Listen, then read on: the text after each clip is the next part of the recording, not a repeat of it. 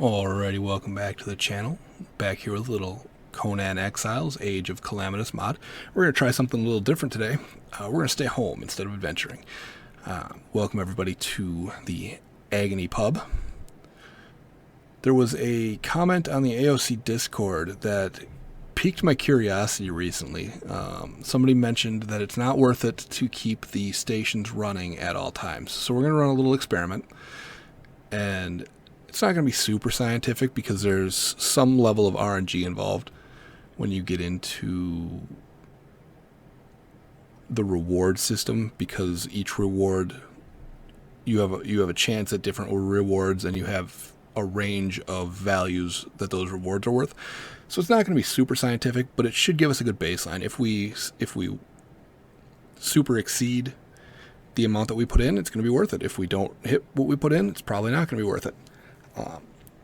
So behind me here, I've got 9 chests. Each of those chests has the ingredients for their tier of their tier of crate. So this one is tier 1. We have a tier 1 crate. Requires 3 items: 20 mead, 10 pints, and 20 ale. To make mead, you need 40 plant fiber, 100 honey, and 100 leavening agent. That's going to make you 20 mead. To make 10 pints, you need 70 honey and 120 hops. This is not the individual rate. This is the rate to make one box. And that's going to be consistent throughout these boxes. So the amount of ingredients, this is just a visual aid. This is what it's going to require to make one box, so that you can kind of see what you're actually putting into that one box to determine for yourself whether or not you think making higher tiers is a good use of your time. So that's tier 1. Tier 2, we have 10 desert wine, 10 highland wine, and 10 cactus wine. So there's something to note here with the cactus wine. It is a vanilla product and does require plant fiber. So you need 300 plant fiber and 50 leavening agent to make 10 cactus wine. However, if you're running the Emberlight mod, the plant fiber is replaced by cactus pulp. And to get cactus pulp, you use an Emberlight planter, and then you use the cactus seeds with the Emberlight planter. And then you harvest the fruit off of the cactus, and you put that in a fluid press, and that's how you get cactus pulp. The other two are very, very basic vanilla recipes as well. Desert berry pulp comes from the fluid presses, highland berries and desert berries, and then you need 50 leavening agent. So it's 5 leavening agent per to get your tier 2 crate. Tier 3, we have wine. We need 5 wine. So to make wine, you need highland berry pulp, desert berry pulp, and leavening agent. You need 2 honeyed wine, so you need honey and leavening agent. You need absinthe, which is glowing goop and leavening agent. And you need ficus rum, which is orange ficus and leavening agent. So those items get you tier 3. Tier 4, we're looking at bitter tea, which is false mandrake and plant fiber. Firewater, which is brimstone and leavening agent. Resin wine, which is resin and leavening agent. And shroom beer, which is shroom amanita and leavening agent. That is the requirements for tier 4. Nothing real crazy there. That's just a lot of stuff you harvest. So that one's pretty high on the list, considering it's, right in the middle of the difficulty, I guess is what you'd call that, the difficulty scale. So that one might not be too bad. We'll have to see when we open it. Tier 5, I don't know if something weird's going on with this or if this is intentional. If it's intentional, it's quite uninspired. A tier 5 crate requires desert rum, desert grog, jungle rum, and jungle grog. They all require the same ingredients. The only thing here that requires anything more than harvesting is making spice, and you do that by putting bark or seeds onto a grinding station. So this one's also very easy. This one's also very easy here to produce what you need.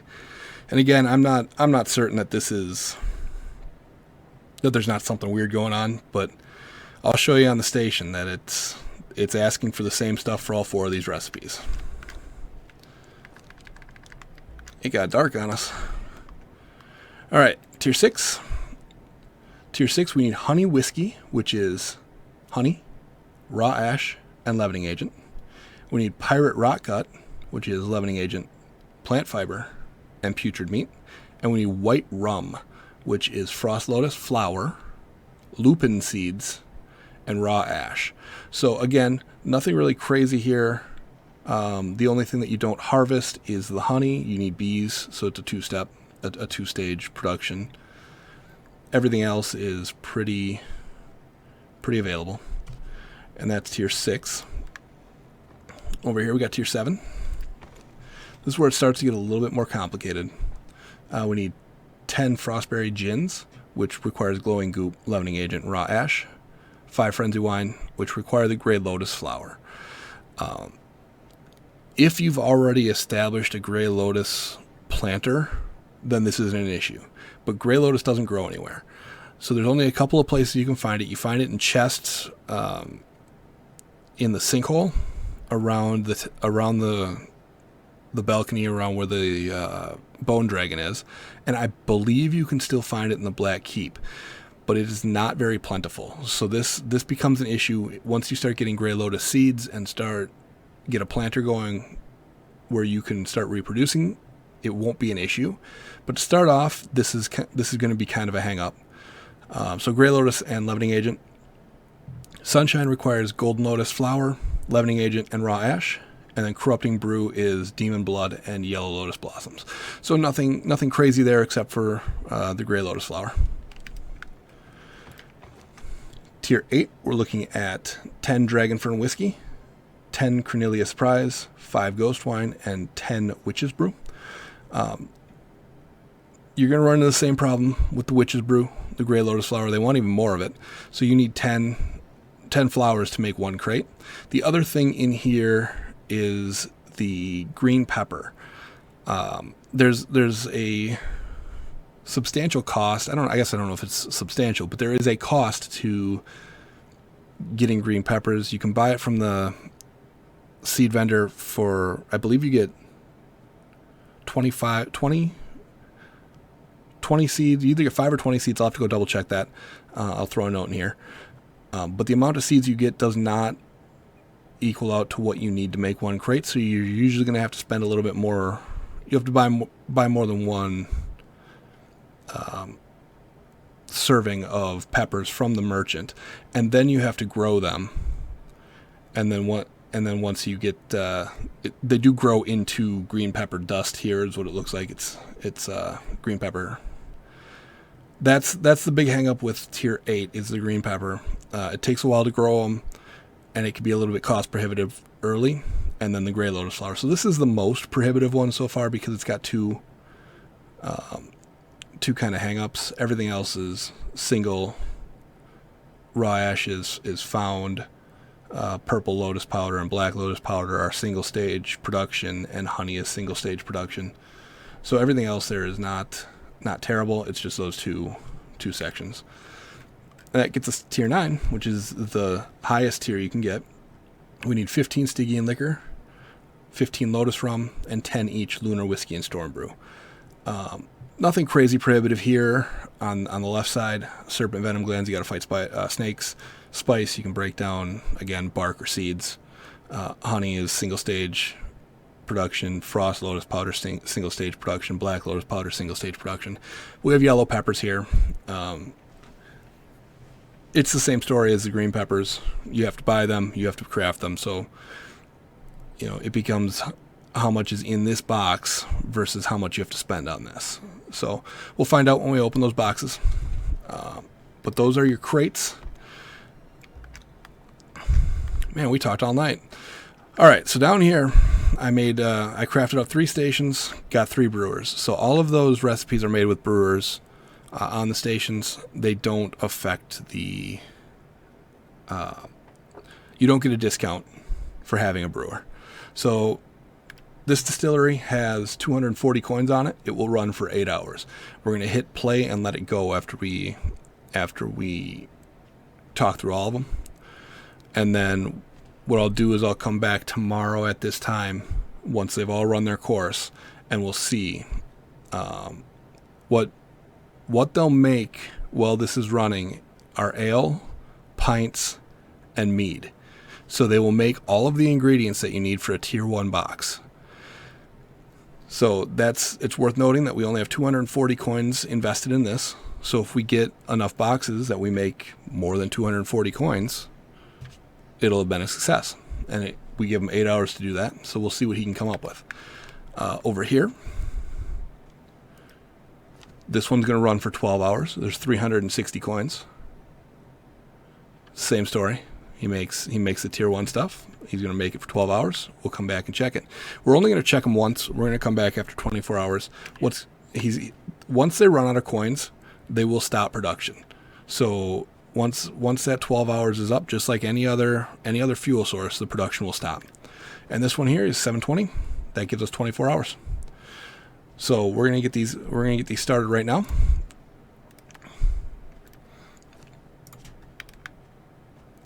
And then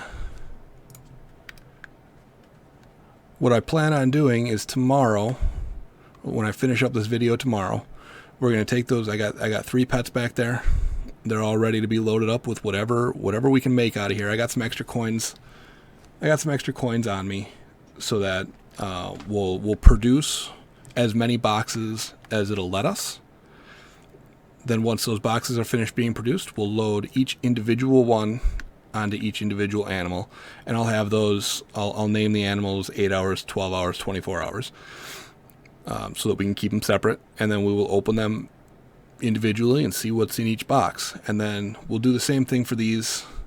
We'll open up each of these levels 1 through 9 of crates and see which one. I mean, we know that the tier 9 is going to give us the most coins, but is it going to be the most coins for the effort involved in getting the stuff in there? Again, not super sciencey, just trying to see what we can come up with here. This signpost has our goal. In the back there are 1,320 coins running right now. And once they're done, we'll see if we have more or less than that number. All right, we'll check back with you tomorrow. Alrighty, as you can see behind me, we are back at Agony Brewing, and none of our distilleries are running, which means that our timer has expired. So we're going to take a look at what we ended up with in each of them, and we're going to craft the crates and get them over to the crate merchant in Sepramiru. There's also one in Flotsam, but I don't actually know where he is. That whole area is hostile, so I prefer going to Sepramiru because you can just walk right up to him.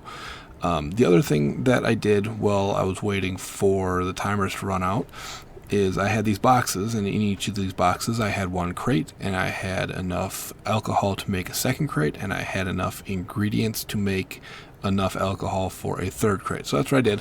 Each of these now has 3 crates. So that'll be a separate trip. It'll all be involved in the same video. You'll see that in this video, but I'm not going to do it right this second. But they each have 3 crates now. We'll use that. I wanna get the payments back here and put each individual payment in with the crates in the boxes to keep it organized. And I'm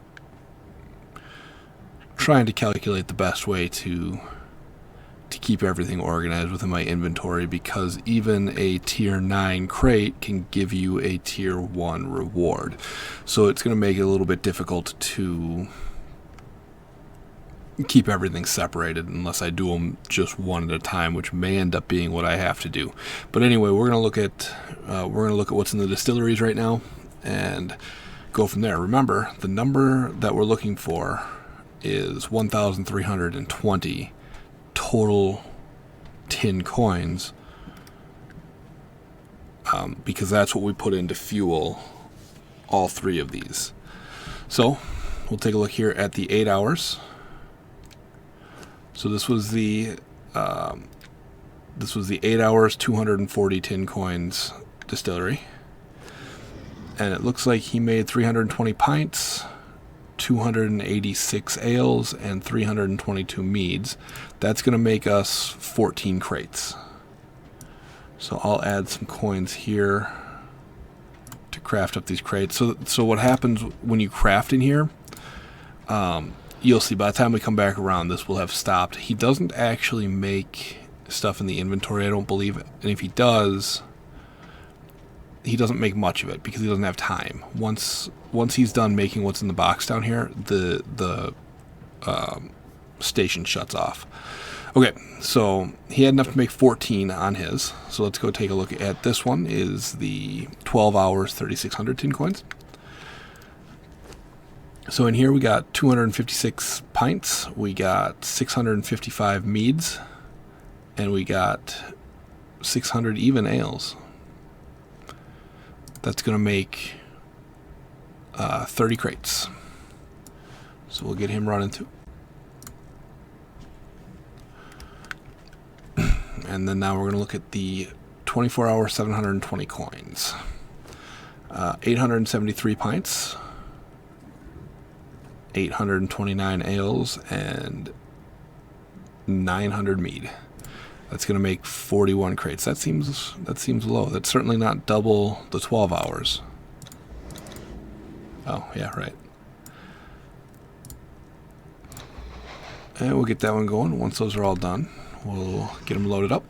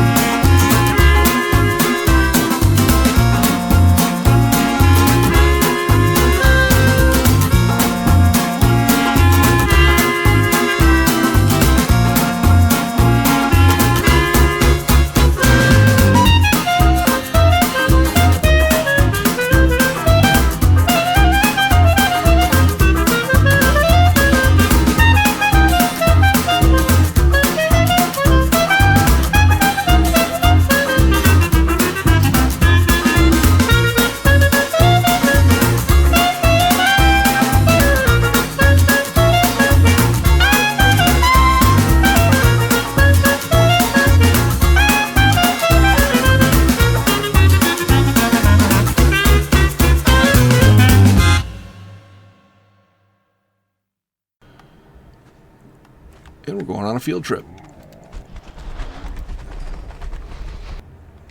Oh, away we go. Alright, so we're coming here. We'll do the camel first. Nope, I lied. We'll do the rhino first. Rhino's our 8-hour guy. So we take our 14 crates. Now, with Tier 1, you are only ever going to get one Tier 1 payment. So each of these is going to come out with 14, 30, and 41. So we already know the result of this. There's no RNG involved in the actual crate itself. Not like with a Tier 9 where you can get a much higher tier reward or a much lower tier reward. There's a lot of variance in the Tier 9s. There is zero variance in the Tier 1s. You are getting a Tier 1 payment. However, what's in that Tier 1 payment there's a range, and I don't have the guide up in front of me, and I don't know if they tweaked it at all during the update. But there is a range. You're either going to... I know the guild coins is anywhere from 0 to 2 guild coins, and I believe it's something like 50 to 80. Or it might be like 30. It's less than 50 because my average, when I did some testing on it before this video, was my average was 50. It was 49.97 or something. So we are getting exactly what we're putting in out of this. So there's 14. I know the Rhino doesn't need to carry 14 coins, but that's how we're going to keep them separate. So now we've got the Camel. He has 30.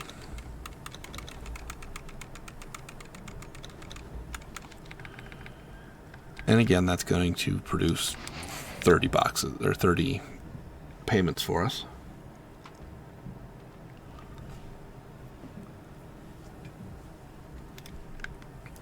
And I'm just going to get the stuff off the off of the elephants while that cooks. This guy walking through here like, what the fuck's going on? I mean, you should have probably gone around there, fella. Well, welcome to the party. Alright, and these run at 2 seconds a pop, so doing 30 of them is going to take a full minute.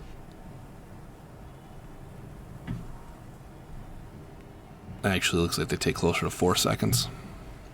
So, we got a couple minutes to wait. Did he make it out? Oh, he finally figured out how to go around.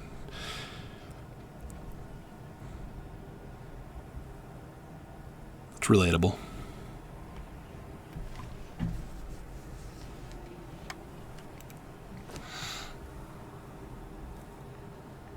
Alright, then we'll pull these on here. I can probably set this elephant free at this point, because I don't think I can pick him back up.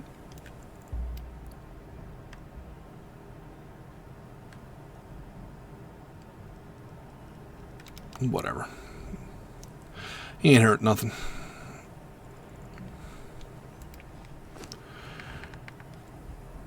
Alright, so 2 to go.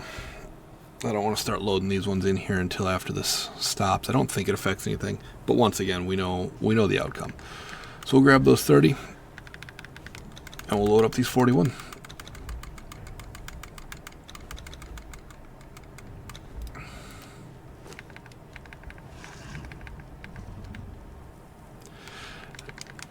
Now, I wouldn't recommend doing this on a server that has a lot of people on it, because as you can see, we're standing in one spot for a long time. If you're on a PvP server or a PvEC server, this is a real good spot to get ganked. Yes, it takes significantly less time to run a crate here than it does on a personal one, but on a personal one, there's no real risk. I mean, your base, if you're on PvP or depending on your PvEC settings, your base can get raided and then whatnot, but there's certainly less risk in owning a personal one. I believe it takes 60 minutes a box though. Like it's a significant increase in time. It takes 3 to 4 seconds here and 60 minutes there. So risk analysis, you know your server better than I do. I know that my server has a very low population right now. We're working to change that. We want people to come and play with us. This is a PvP server. The details are listed below if you're interested in playing. Just know that if you do come on, the server is a very low population right now. We are in the building phase. We'd be happy to have you. Oh, what the shit?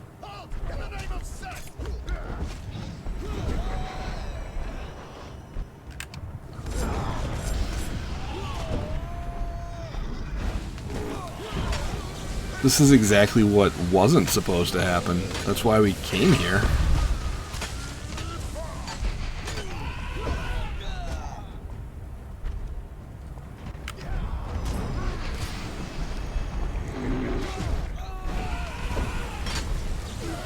Well, the elephant's dead.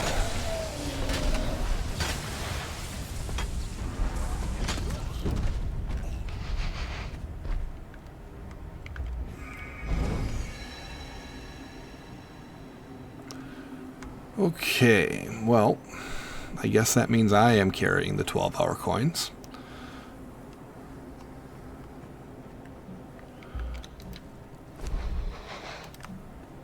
Okay, so we got the 41 here.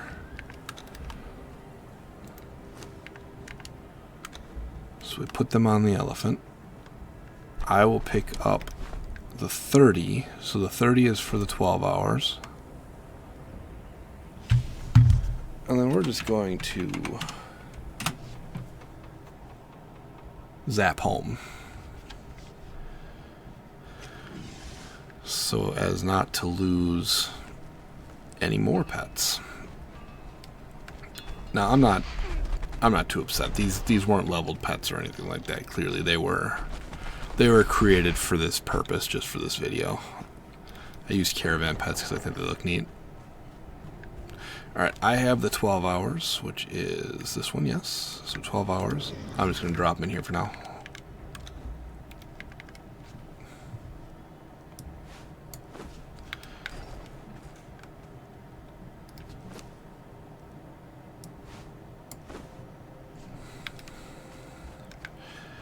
So the 8 hours off the Rhino goes into this one.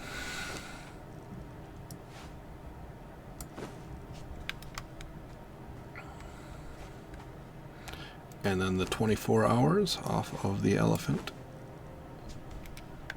into this one. So, move some of this stuff around. So, the other thing you can see in here is that there's a little bit of variance in what they make. So, like in 24 hours, she made 463 extra pints versus 80 extra meads and only 9 extra ales. Now, again, the recipe calls for 20, 20, and 10, so she has made significantly more pints than necessary. Alright.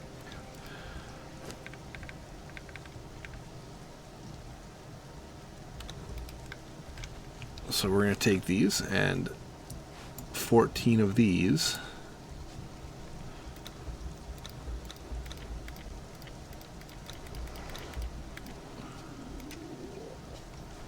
So 14 of those. Wasteful. Got a 716 and 19. I'm going to grab these coins so they don't go to waste. We'll throw them on him. In fact, I'm going to do that for all of these right now.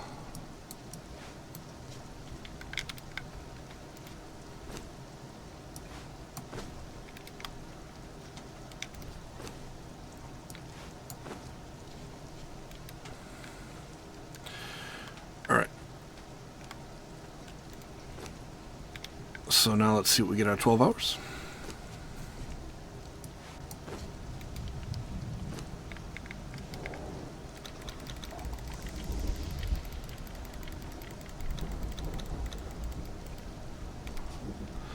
So you can see that even just the 12 hours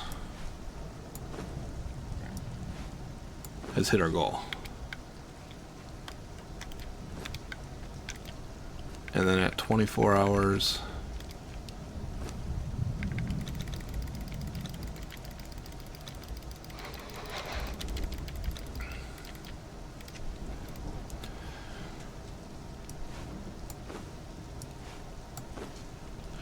so guild tokens notwithstanding, because there's not a whole lot of other ways to get them. Now you can get them through dailies, which is arguably a better method than this. But we got 2022 in 24 hours. We got 1426 in 12 hours. And in 8 hours, we got almost as many coins.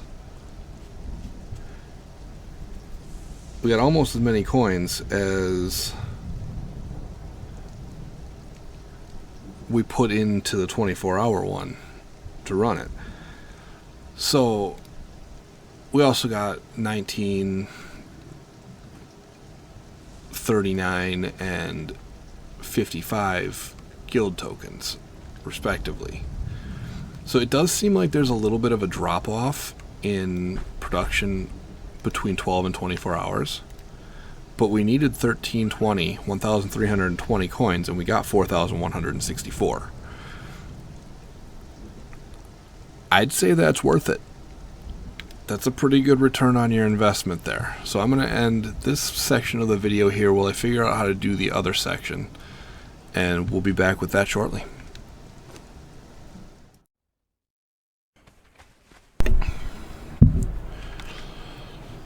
Alrighty. I think I got a plan.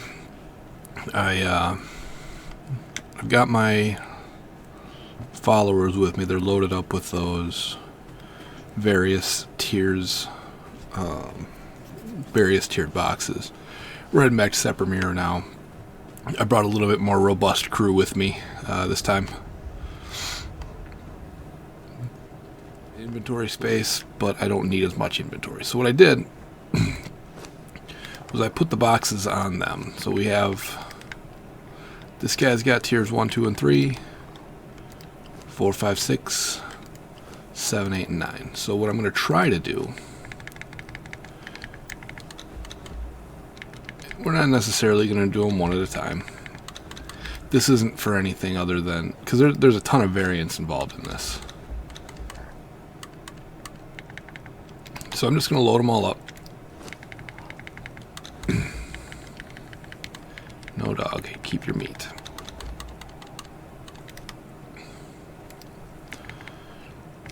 They're just so heavy you can't get here without help with these boxes. They weigh 500 pounds each. As you can see, I'm at 9,000 pounds.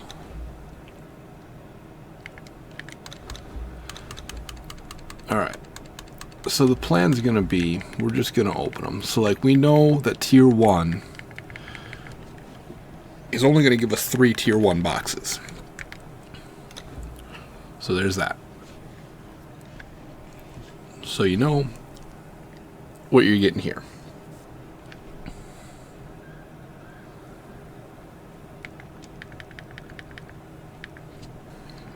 So now we can move that over here.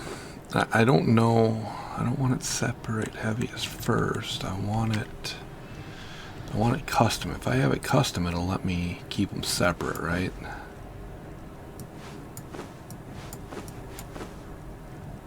So I want these down here. Put all this other shit up here. Okay, so tier 2, there's a chance that we can get tier 1 or tier 2 crates here. So now we got to pay a little bit of attention. So we got 2 tier 1s, 1 tier 1, and 2 tier 1s. Okay, so we can only get tier 1s from 2, but you get multiples. And I believe that's the same way with 3. So that's 2. Yeah, this should work. I just have to be able to differentiate. So, okay, whatever. Tier 3.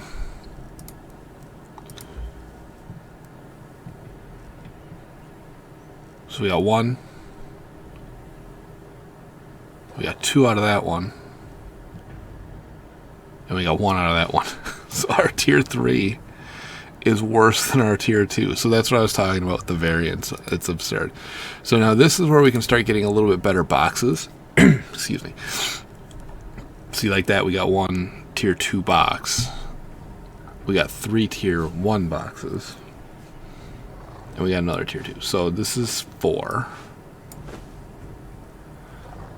I guess I don't know what the best way to differentiate that is. So we'll move them. This is 4. Because then 5, 6, 7, 8. Whatever. We'll figure it out. Tier 5. We get more tier 1 boxes. Oh, we got 6. Is it going to be 9? Oh, no. Okay, so we got 1. So this is tier 5. Tier 6. Oh, that's the wrong one. Tier 6.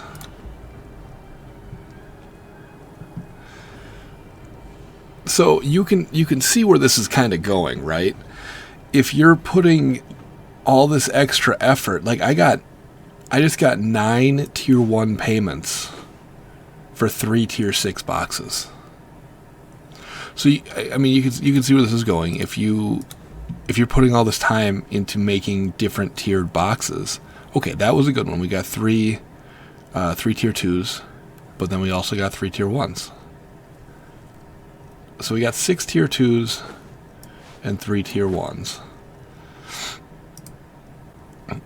And that was out of 7s. Let's see what 8s gives us.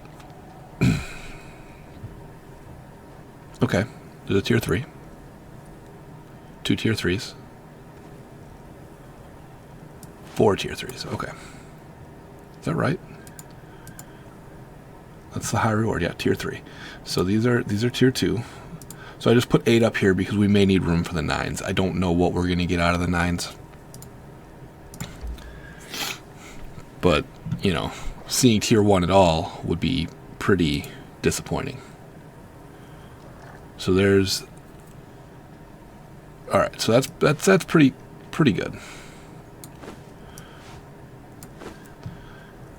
So, I suppose we can do this right here.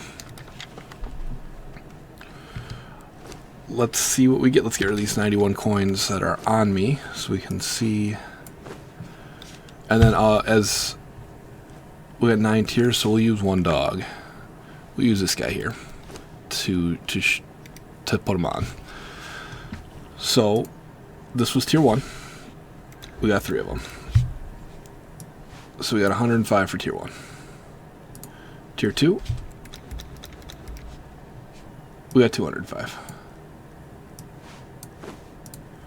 Tier 3. Somehow tier 3 was worse than tier 2. That's rough. Alright, so tier 4 are these two.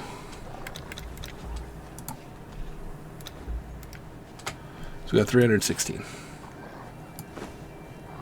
Tier 5 were these two. That's 489. So with the exception of the tier 3 and 2 swap, essentially, it's progressively getting better. This is tier 6 though, where we got 9 tier 1 rewards. So it goes down a little bit there. Tier 7.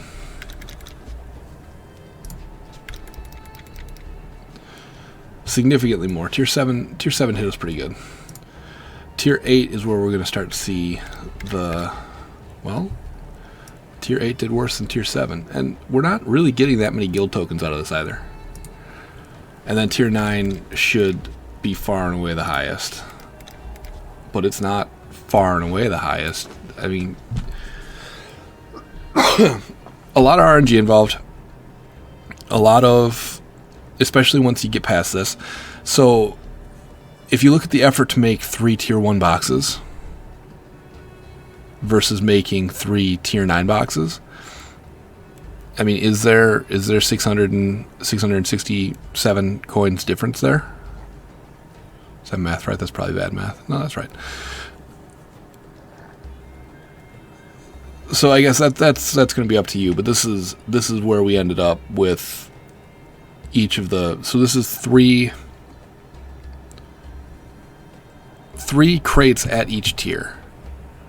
Ended up with this. Here's Tier 1 at 105, Tier 2 at 205, 135 for 3, 316 for 4, 489 for 5, 417 for 6, 714 for 7, 595 for 8, and 772 for 9. There's certainly coins to be made. It all comes down to how much effort you want to put into it. And bearing in mind that we just made 4,000, what was the number on that 4,100 and something, 4,164 coins for doing nothing but putting coins onto the station and running it. I would say that's arguably, I'll leave it open to discussion. There's nothing set in stone here because there's so much RNG involved, but I would say that just letting it run specifically with brewing, because I haven't done anything. I haven't done this testing on any of the other professions, but specifically with brewing, I would say that it is probably the most worth your time to just throw some coins onto your thing, onto your station, and just let it run. So under 1,000 coins for tier 9. I don't know. I'm just, like I said, I'm just speculating at this point, but these are the numbers that we ended up with. So do with that what you will. If you found something useful about this video, a like or subscribe is always appreciated. Thank you for watching. Have a great day.